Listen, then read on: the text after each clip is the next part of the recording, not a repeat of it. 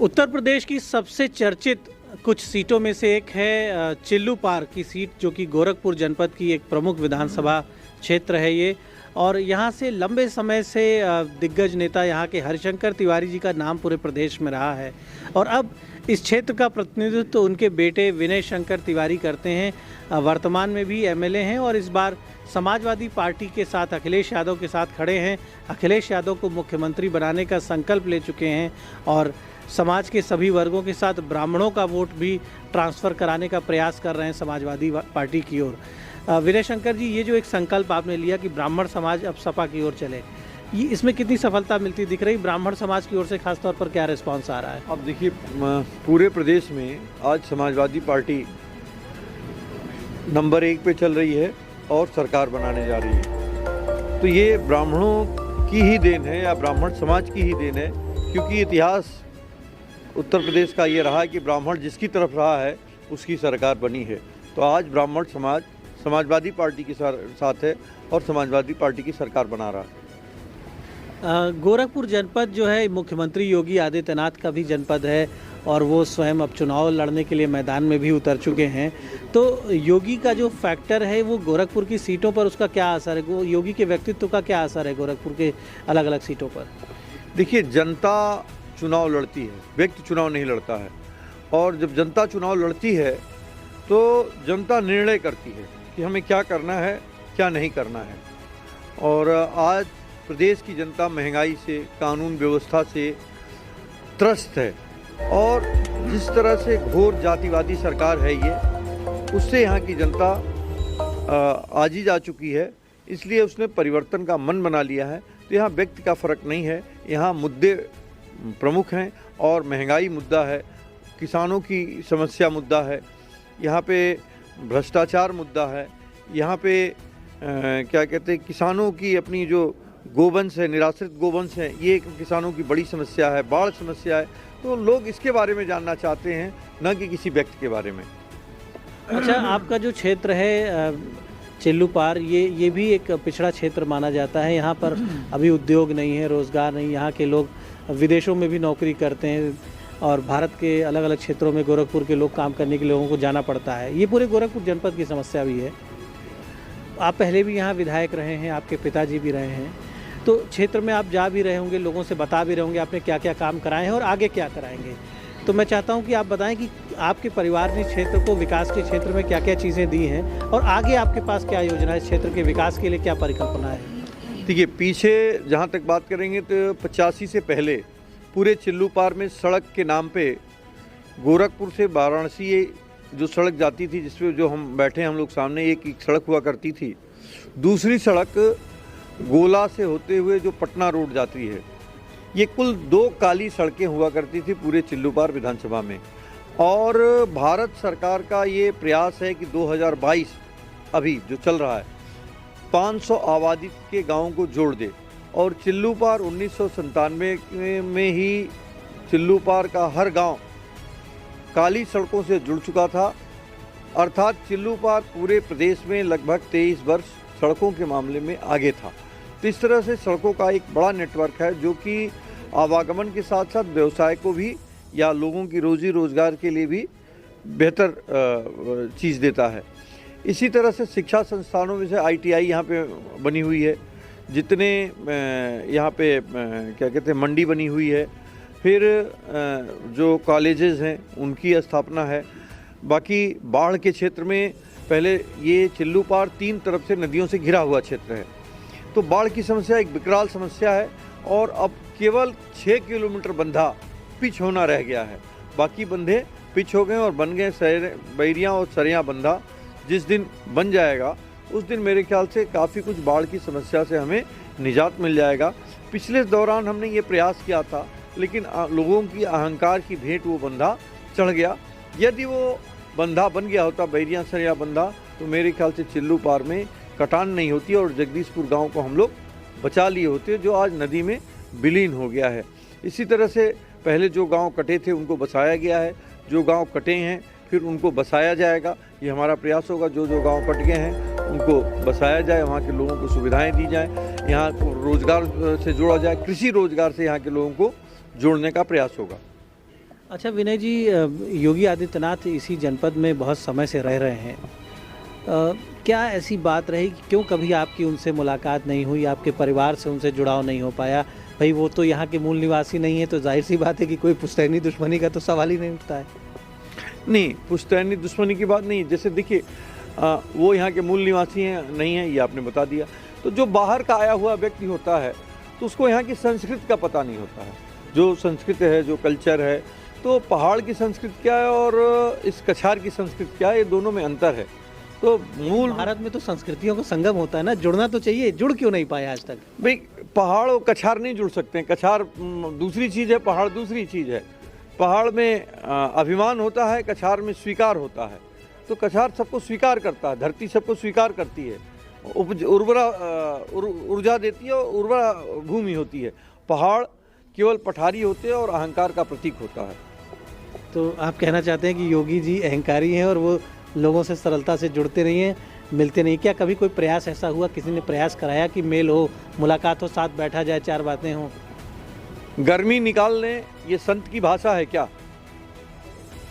आप स्वयं, आप जो मंच से कहा जाता है कि गर्मी निकाल देंगे, ये किसकी भाषा है? अहंकार की भाषा है या संत की भाषा है? वो तो अपराधी और माफियाओं की गर्मी निकाल रहे हैं ना, वो आम जनता के लिए नहीं, वो तो जनता के लिए, तो वो राम राज्य की बात कर रहे हैं। अपराधी कौन है? जिसके ऊपर मुकदमे लगे हैं या जिसके ऊपर कोई मुकदमे नहीं हैं? जो लोग 17 से पहले जिनके ऊपर 1.5 दर्जन मुकदमे थे, वो क्या हैं? उनको हम क्या कहेंगे? उनको हम कहाँ से संत की उपाधि दे देंगे? जिनको पास दर्जनों मुकदमे हैं, वो भी संत हो सकते हैं क्या? और संत होने के लिए हम पहले भी आपके चैनल पे बहुत कुछ बातें कह चुके हैं, फिर वही रिपीट करना पड़ेगा मुझे। आप उन पुनरावृत्ति होगी, इसलिए पीछे की बातों को आप याद करें। और संत होने के लिए किसी रिवॉल्वर राइफल की आवश्यकता नहीं होती है। अच्छा, योगी की जगह अगर बीजेपी ने किसी और को सीएम बनाया होता तो क्या आपका मेल हो जाता भाजपा से? हमारा उस विचारधारा में अंतर है, संभवतः नहीं। अच्छा, कहा जा रहा है अखिलेश जी सीएम बनने जा रहे हैं, तो अखिलेश जी सीएम बनने जा रहे हैं, आपके परिवार का बड़ा गौरवशाली इतिहास रहा है, आपके पिताजी मंत्री भी रहे कई बार, तो कुछ चर्चा हुई है आपके परिवार से? मंत्री बनाएंगे, आप मंत्री बनने वाले हैं? देखिए, राजनीति में हम पार्टी की सदस्यता लिए हैं, चुनाव लड़ रहे हैं, बाकी निर्णय पार्टी का होता है। इस तरह की कोई चर्चा सामान्य रूप से नहीं होती है। बाकी कौन कितनी उपयोगिता किसकी है, ये निर्णय करना राष्ट्रीय अध्यक्ष का कार्य होता है। ये हमारा कार्य नहीं है, ना ये चर्चा का विषय है। अच्छा विनय जी, एक बार आपसे पूर्व में भी ये चर्चा हुई थी कि सरकार आएगी तो ब्राह्मणों की हिस्सेदारी, ब्राह्मणों का सम्मान, ब्राह्मणों का बड़ा हिस्सा अभी भी संकोच करता है सपा की ओर जाने में।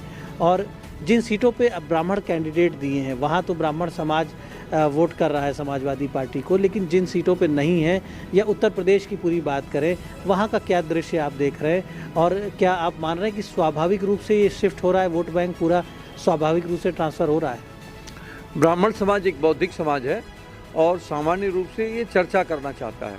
बिना चर्चा किए कोई निर्णय नहीं लेता है। और जहाँ पे हमने चर्चा कर ली है, जिन लोगों से बात हो गई है, वहाँ पे ब्राह्मण समाज लगभग सभी जगहों पे समाजवादी पार्टी को अपना समर्थन और स्नेह दे रहा है।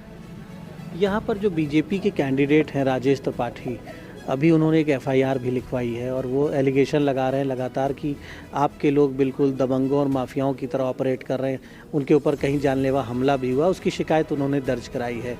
तो इनकी जो शिकायत है, इसमें आप क्या सच्चाई है? और इनके आरोपों में जो खासतौर पर आपकी ओर इशारा करके आरोप कर रहे हैं कि आप उन्हें चुनाव प्रचार नहीं करने दे रहे हैं, वोट नहीं मांगने दे रहे हैं, बाधाएं उत्पन्न कर रहे हैं। 20 गाड़ियों से के काफिले के साथ चलना, पुलिस के घेरे में चलना और अभद्र भाषा का प्रयोग करना, मर्यादा की सीमा को लांघना क्या होता है, पहले इसका निर्णय आप करें। और जिनके बारे में आप बात कर रहे हैं वो मारीच की तरह हैं, जैसे मारीच वेश बदलता था, वैसे जिनका आप नाम ले रहे हैं वो भी वही कार्य किया करते हैं।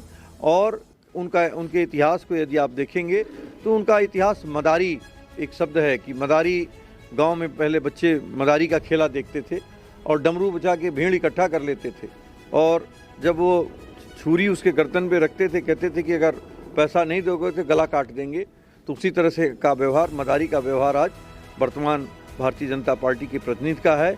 जिस तरह से देश में कोई चुनाव हारता है तो पुलवामा में हमला होता है, चिल्लू पार में जब चुनाव हारा जाता है तो अपने ऊपर हमला करवा लिया जाता है। अच्छा, आपके बारे में जब कोई दबंग शब्द का प्रयोग करता है, मीडिया में कुछ लोगों ने आपके परिवार से माफिया शब्द को भी जोड़ा, तो ये शब्द जब इस तरह के प्रयोग में आते हैं तो कभी आपत्ति आप जताते हैं कि नहीं ऐसे शब्दों का इस्तेमाल ना किया जाए, या आप मानते हैं ये सही है या गलत है? क्या मानते हैं ऐसे शब्दों को? देखिए, लोकतंत्र है, किसी को कुछ भी कहने का अधिकार है और किसी के कहने से हम कुछ हो नहीं जाते हैं। हम आम जनता के बीच में है, जनता का स्नेह हमारे पास आता है। ये इस बात का प्रमाण है कि हम माफिया नहीं, हम एक जनसेवक के रूप में हैं। इस बात का प्रमाण चिल्लू पार की आदरणीय जनता ने विगत लंबे दिनों से दिया है। माफिया वो हैं जिनके ऊपर लंबी केस हिस्ट्री है, दर्जनों केस हैं, और जो कभी रोते हुए दिखाई देते हैं, कभी भयभीत दिखाई देते हैं, वो माफिया। हम कभी भयभीत नहीं हुए हैं, कभी रोते हुए नहीं दिखे हैं। एक प्रश्न मैं ये ज़रूर करूंगा कि उत्तर प्रदेश की जनता अगले 5 सालों के लिए उत्तर प्रदेश के भाग्य विधाता को तय करने जा रही है। उत्तर प्रदेश की सबसे ताकतवर कुर्सी का अधिकारी कौन होगा, ये फैसला लेने जा रही है और ले रही है। कई चरणों में मतदान हो भी चुके हैं। योगी आदित्यनाथ और अखिलेश यादव में क्या अलग अलग व्यक्तित्व दिखता है? क्या मेरिट्स और डीमेरिट्स हैं जो आप, मैं चाहूँगा कि आपके माध्यम से जनता को पता चले? आपको इसके लिए 2012 से 2022 10 साल के कार्यकाल का आंकलन करना होगा। 2012 से 2017 तक क्या रहा, 2017 से 2022 में क्या रहा। दोनों लोग 5-5 साल तक मुख्यमंत्री रहे। एक का दृष्टिकोण है, विजन जिसको कहते हैं, कि उसने एक्सप्रेसवे दी उत्तर प्रदेश को, उसने मेट्रो रेल दी उत्तर प्रदेश को, उसने कैंसर अस्पताल दिया उत्तर प्रदेश को, इंटरनेशनल स्टेडियम दिया, 100 नंबर डायल जैसा सुविधा दिया, जो 100 नंबर आप डायल करते हैं पुलिस को और आम लोगों के लिए सुविधाजनक रूप से उपलब्ध है। तो एक ये सोच है विकास की। इस तरह से दर्जनों चीज़ें हैं, मतलब जितना गिनाने में आएंगे तो अभी कई दर्जनों हैं, यहीं तक इसकी लिस्ट नहीं है। ये एक उदाहरण है। और एक व्यक्ति ने क्या दिया, उसके पास ये कहने के लिए कि गर्मी निकाल देंगे, दंगा कराने के लिए, या गुंडई माफिया। इसके अलावा उन्होंने प्रदेश को दिया क्या? और आप देखेंगे तो एक जात विशेष के लोगों का प्रश्रय दिया, और जात विशेष के अपराधी आज भी यहाँ पे कायम हैं। अभी यहाँ बगल में ही गोरखपुर में अंकुर शुक्ला की हत्या कर दी गई। यहाँ से थोड़ी दूर पे आप गगहा कस्बे में 3 व्यापारियों की हत्या की गई। डाणी में 2 लोगों की हत्या की गई, और हत्यारे को बाकायदा सरेंडर करा के जेल भेजा जाता है और उसकी सुरक्षा की जाती है। तो यहाँ पे जो भी निर्णय हुए हैं, ये जातिवादी सरकार है और जातिवादी सोच से कार्य कर रही है। एक तरफ विकास की सोच है और किस तरह से यहाँ के नौजवानों को रोज़गार मिले उसकी सोच है, दूसरी तरफ से केवल और केवल जात की बात करने वाली है। तो दोनों का ये अंतर स्पष्ट है। तो आपने विनय शंकर जी को सुना, कई विषयों पर इन्होंने कई मुद्दों पर अपनी बात रखी, और अखिलेश यादव का जो ट्रैक रिकॉर्ड रहा है उनकी सरकार का, उसके ज़रिए उसको सामने रखते हुए उन्होंने अखिलेश यादव को योगी आदित्यनाथ की तुलना में उत्तर प्रदेश के लिए बेहतर मुख्यमंत्री बताया है। तो ये उत्तर प्रदेश की जनता, अब जो बचे हुए चरणों में मतदान होना है, तो उत्तर प्रदेश के लिए जनता के लिए ज़रूरी है कि जहाँ भी जो एमएलए कैंडिडेट्स हैं, उन सभी दलों के जो कैंडिडेट्स हैं, सभी दलों के बारे में विचार करें, कैंडिडेट्स के बारे में विचार करें, और उत्तर प्रदेश के लिए बेहतर मुख्यमंत्री कौन होगा, बेहतर सरकार कौन दे सकता है, इस विषय पर भी विचार करें और बढ़ चढ़कर मतदान करके उत्तर प्रदेश के लिए एक बेहतर सरकार बनाने का काम करें। द इंडियन ओपिनियन के लिए गोरखपुर के चिल्लू पार से दीपक मिश्रा।